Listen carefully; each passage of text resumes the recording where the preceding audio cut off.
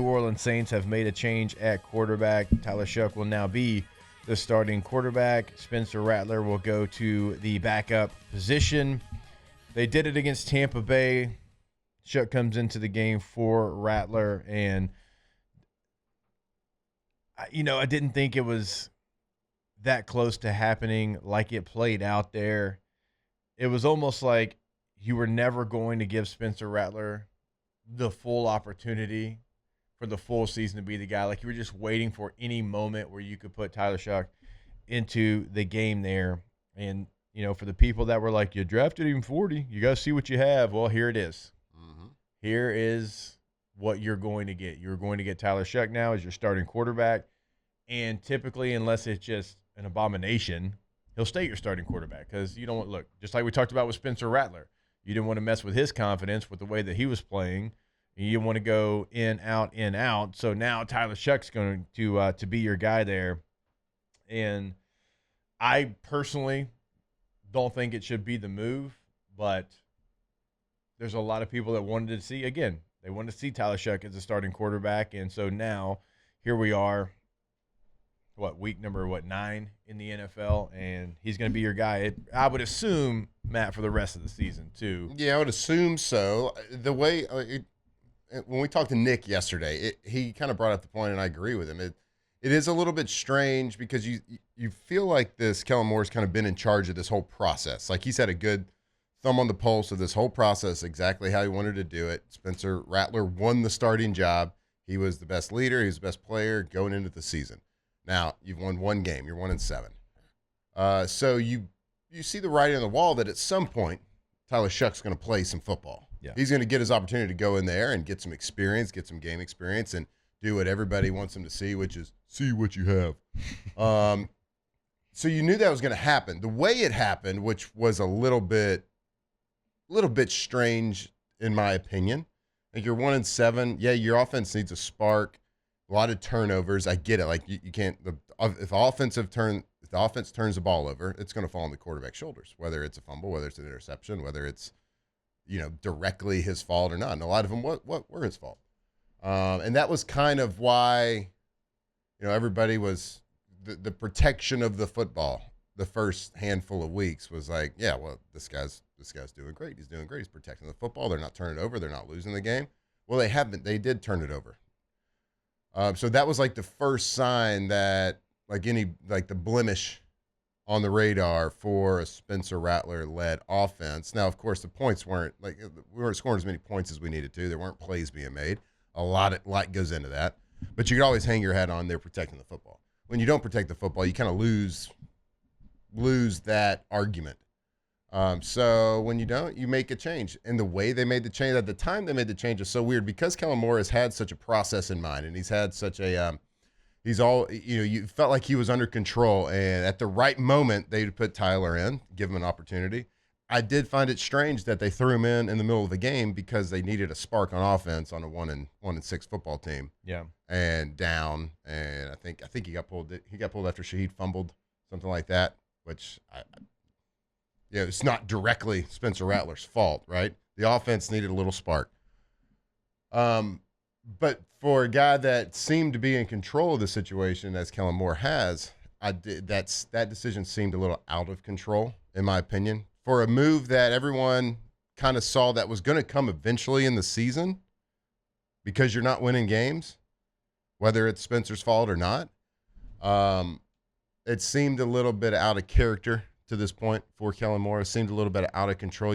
I would have thought that when you throw him in there for the first time to get meaningful reps, to take ownership and leadership of an offense, that you'd give him a week of prep to give him the best opportunity. Yeah, like he goes out there and does fine. I mean, it looked like how it's looked with Spencer, right? Some decent throws, some bad offensive line play, some really bad offensive line play, some bad receiver play, some really bad receiver play. Yeah, no real run game. No real run game to speak of. So I don't anticipate it looking any different. Yeah, I'm sure he's going to hit some big plays and good plays, and people are going to cheer. There's going to be some frustrating plays. He's going to hit a lot of check down Charlies. He's going to – the team's not changing around him. But I do want to take my hat off to how Spencer Rattler's handling the situation as well. Hey, he's handled handled it like a professional to the next level as well. I can tell you when I got benched, I didn't handle it nearly as well as he did. I was pissed. I'm sure he is too, but like it's one of those situations. Well, I saw Nick Underhill tweet yesterday about it. He caught up with Spencer, and kind of asked him like, "Hey man, why did you decide to take the podium Sunday after the game? You didn't have to. It wasn't a requirement. You could have, done a couple things at your locker and taken a shower pill and got out of there." Yeah. Shower Hadn't pill. heard that in forever. But he said, "Look, you got to handle it like a pro, and Yeah. this is, you take your lumps, you get knocked down, you got to keep fighting. It doesn't change anything. I'm going to handle this and be the best team that I can be." And not a lot of people will sit there and say that coming off in the heat of the moment like that. Like maybe after a couple days of thinking about it and prepping a speech and prepping like how I'm going to handle this. No, man, that came from the heart. Yeah. And he's serious. So like a lot of kudos to him, which is only going to help Tyler Shough.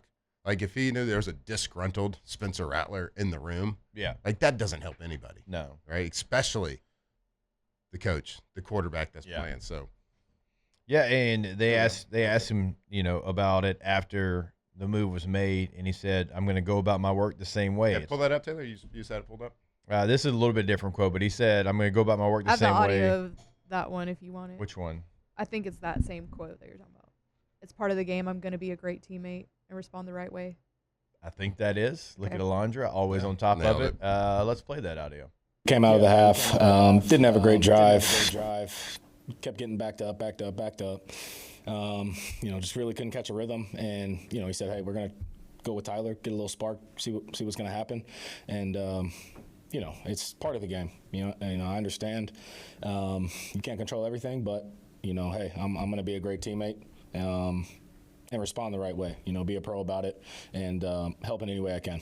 I mean, I just go at it the same way. It's part of the game. I've been through adversity before. I'm going to be a good teammate, have good body language, still be a leader.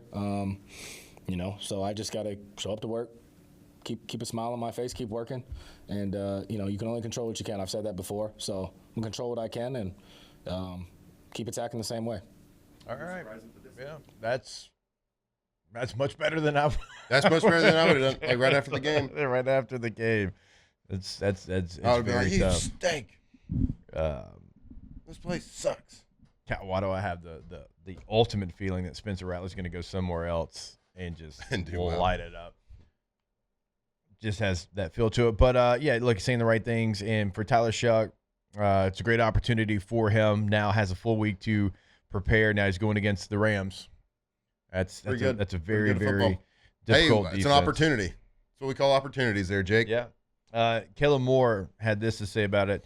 "We weren't playing well on offense. It had more to do with our entire offense," to your point, Matt, than Spencer. Yes, Spencer had some turnover bugs the last 2 weeks, but he's played plenty of good football. I was trying to generate a spark, trying to generate something that can get us going collectively. And I thought Tyler went in there, ... He battled.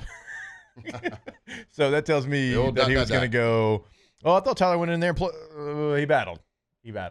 But it is the offense collectively, and I'm not saying Spencer Rattler it was perfect by any means. I am. But he though. did play. It's just Kellen's point. He played a lot of good football. He did, and in a situation that is not. I'm not going to say anything's unfair. In a situation that is, other guys are put in a little bit easier situation because they don't have guys behind them that are right there, that are a second-round pick. Kind of everybody kind of wants them to play at the first sign of a blemish. Like if you have a couple of blemishes and you stack them, then that's kind of writing on the table a little bit.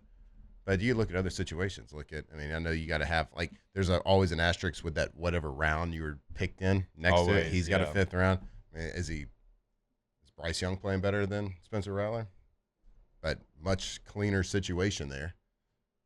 Yeah. Not having somebody breathing over your shoulder, you know what I mean? Right. So, anyway, a lot of good football. Too many blemishes. The red rifle's just there just in case. Break glass in case of emergency. He's not looking over Bryce Young's shoulder. They've broken glass. Yeah, they have. He's playing. Yeah. Got uniform and everything. Anyway, there's not an unfair situation. We're playing the world's tiniest fiddle here for NFL football players. But it was a situation where he couldn't make mistakes. And when you stack a couple mistakes on top of each other and you don't have a winning record, things happen. But I kind of do get that feeling as well. I think he's got a lot of good football in front of him. And I hope Tyler Shough's got a lot of good football in front of him. So we are going to find out. He's got an opportunity today against a really dangerous Rams football team.